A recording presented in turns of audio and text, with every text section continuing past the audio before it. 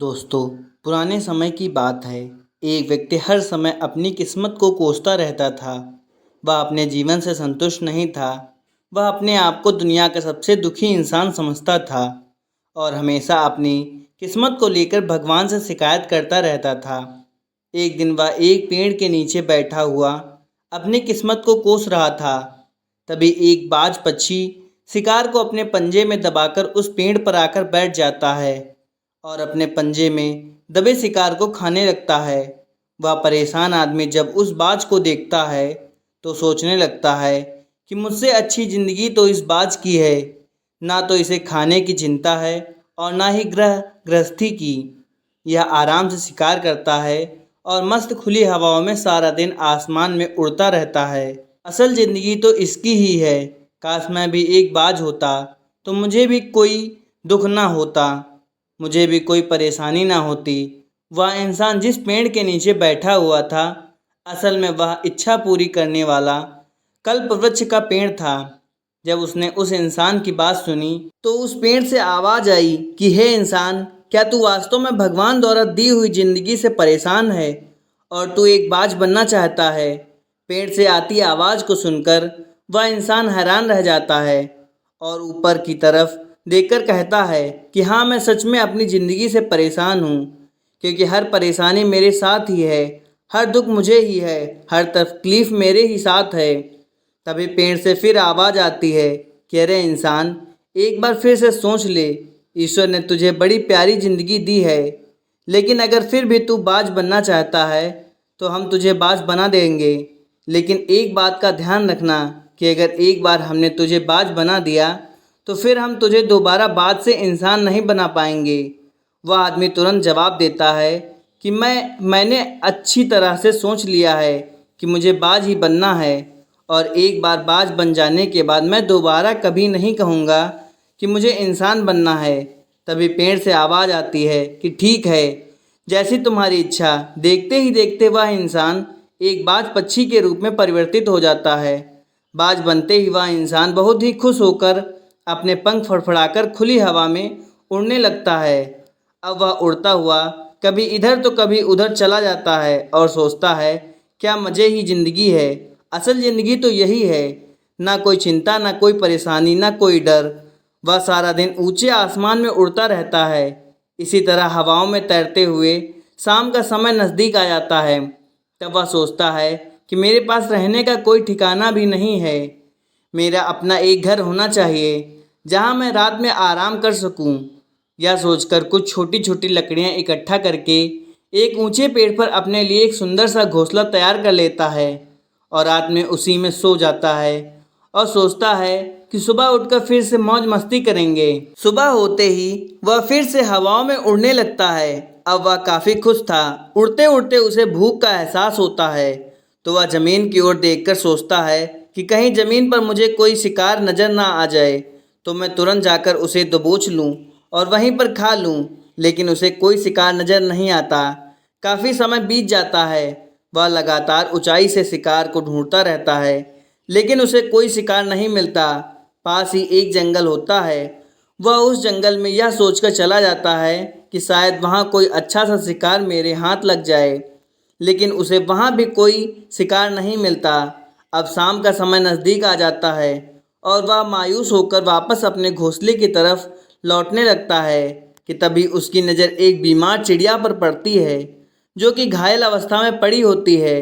वह तुरंत जाकर उसे दबोच लेता है और उसे खा जाता है। उस चिड़िया के खाने के बाद वह अपने घोंसले की तरफ उड़ जाता है और रास्ते में सोचता है कि चलो बीमार चिड़िया ही सही, लेकिन कुछ तो खाने को मिला। वह अपने घोंसले पर पहुंचकर आराम करने लगता है और सोचता है कि कल सुबह एक अच्छा सा शिकार पकड़ूंगा और अपने भूख मिटा लूँगा। जैसे ही सुबह का प्रकाश होता है वह अपने शिकार की तलाश में हवा में उड़ने लगता है, लेकिन आज भी कोई शिकार उसके हाथ नहीं लगता। काफ़ी समय बीत जाता है। इसी प्रकार पूरे दिन उड़ते उड़ते शाम का समय नज़दीक आ जाता है। जब उसे कोई शिकार नहीं मिलता तो वह निराश होकर फिर से वापस लौटने लगता है और रास्ते में एक पेड़ पर आकर बैठ जाता है और सोचता है कि शायद आज फिर से कोई बीमार चिड़िया ही मिल जाए।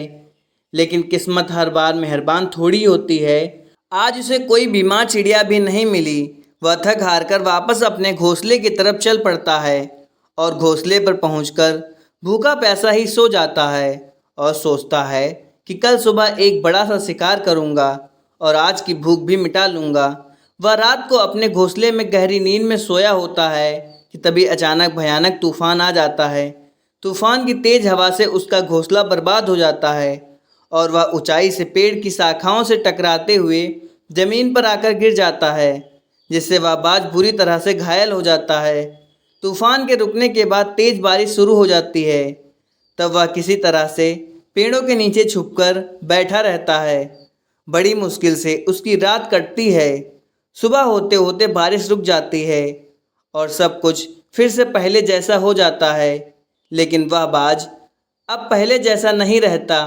उसका पंजा बुरी तरह से घायल हो चुका था। ऊंचाई से गिरने की वजह से उसके पंजे में एक लकड़ी का नुकीला टुकड़ा घुस गया था। दोस्तों, बाज का जो पंजा होता है वह उसके शिकार को पकड़ने के लिए सबसे ज़रूरी होता है, क्योंकि बाज अपने पंजे से ही अपने शिकार को पकड़ता है और फिर अपनी चोंच के माध्यम से नोच नोच कर खाता है। लेकिन अब इस बाज का पंजा बुरी तरह से घायल हो चुका था और वह पिछले 2 दिनों से भूखा भी था। वह शिकार की खोज में जैसे तैसे थोड़ा उड़ता है कि शायद फिर से कोई बीमार चिड़िया ही उसे मिल जाए, लेकिन कहाँ बार बार कोई बीमार चिड़िया उसे मिलने वाली थी। वह कुछ देर तक उड़ता रहता है, लेकिन फिर भूख और दर्द के मारे एक पेड़ पर जाकर बैठ जाता है। लेकिन उसे पता नहीं था कि यहाँ एक और मुसीबत उसका इंतजार कर रही है। मुसीबत यह थी कि 8-10 कौवों का एक झुंड मिलकर उस बाज को परेशान करने लगता है। उन्हें भी यह पता चल जाता है कि यह बाज घायल है और भूख की वजह से कमज़ोर भी है। कौवे उसे अपना भोजन बनाने के लिए उसके घाव पर चोंच मारने लगते हैं, जिससे बाज को भयंकर दर्द होता है और किसी प्रकार पूरी ताकत लगाकर वह तेजी से सीधे ऊपर की ओर उड़ने लगता है। कौवे भी उसके पीछे हो लगते हैं, लेकिन कुछ देर तक उड़ने के बाद कौवे ऐसी ऊंचाई पर पहुंच जाते हैं जहां पर उन्हें ठीक से ऑक्सीजन मिलनी बंद हो जाती है। उनका दम घुटने लग जाता है, उनकी सांस रुकने लग जाती है। फिर वहां से ऊपर नहीं जा पाए, क्योंकि बाज तो बादलों से भी ऊपर उड़ सकता है, इसलिए वह तो ऊपर चला जाता है। लेकिन कौवे वहां से ऊपर नहीं जा पाए और वह नीचे आने लगते हैं। इस तरीके से बाज उनसे अपना पीछे छुड़ा लेता है। इतनी ऊंचाई पर उड़ने के बाद एवं भूखे होने के कारण उसे बहुत थकावट हो जाती है और वह किसी प्रकार एक चट्टान के ऊपर जाकर बैठ जाता है। इसी तरह भूख और घायल हालत में एक एक करके 3 दिन गुजर जाते हैं, लेकिन इस बाज की हालत में कोई सुधार नहीं हो रहा था। चौथे दिन जब उस बाज के अंदर बिल्कुल भी ताकत नहीं बचती और शरीर उसका साथ छोड़ने लगता है, तो उसे लगता है कि ऐसे ही रहा तो मेरी मृत्यु निश्चित है, इसलिए मुझे अस्पताल चलकर इसका इलाज करा लेना चाहिए। यह सोचकर वह किसी तरह से उड़कर एक अस्पताल में घुस जाता है। बाज को देखकर अस्पताल में अफरा तफरी मच जाती है, तो अस्पताल के कर्मचारी उसे डंडा लेकर दौड़ा लेते हैं, तो वह उनसे बचकर किसी प्रकार उसी अस्पताल की छत पर जाकर बैठ जाता है और वहां से आने जाने वाले मरीजों को देखकर अपने आप से कहता है कि काश आज मैं एक इंसान होता तो ऐसे छोटे मोटे जख्मों का अस्पताल से इलाज करवा लेता, या किसी को बता देता कि मैं भूखा और परेशान हूँ, मेरे साथ यह परेशानी है। लेकिन आज मैं एक बेजुबान परिंदा हूँ जो किसी से कुछ भी नहीं कह सकता, किसी का कोई अपना दुख भी नहीं बता सकता, किसी से कोई मदद नहीं मांग सकता। यही बात सोच सोच कर वह बाज बुरी तरह से पछता रहा था। उसे अपनी मूर्खता पर बहुत गुस्सा आ रहा था। वह सोच रहा था कि मैं भी कितना मूर्ख था जो अपनी अच्छी भली जिंदगी छोड़कर मैंने बाज बनना चाहा। इंसान होकर वह कितने लोगों से बात कर सकता था, अपनी तकलीफ़ें बता सकता था और मदद भी मांग सकता था, लेकिन अब वह एक बेबस पक्षी था जो ना तो उड़ सकता था, ना शिकार कर सकता था और ना ही किसी से अपनी पीड़ा कह सकता था। अस्पताल की छत पर बैठे बैठे उसे अपनी पिछली ज़िंदगी याद आने लगी। उसे याद आया कि कैसे उसके परिवार वाले उससे प्यार करते थे, कैसे उसके दोस्त उसके साथ खेला करते थे और कैसे वह अपनी मर्जी से कहीं भी आ जा सकता था। उसे यह भी याद आया कि जब वह बीमार पड़ता था तो कितने लोग उसकी देखभाल करते थे। आज वह सब कुछ खो चुका था। भूख और दर्द से तड़पते हुए उस बाज ने आसमान की तरफ देखा और धीरे धीरे कहा, काश काश मैं फिर से इंसान बन पाता। लेकिन अब उसकी यह इच्छा कभी पूरी नहीं हो सकती थी। उसकी मूर्खता ने उसे हमेशा के लिए एक बेबस और लाचार पक्षी बना दिया था। यही बात सोचकर वह उसी अस्पताल की छत पर अपना दम तोड़ देता है।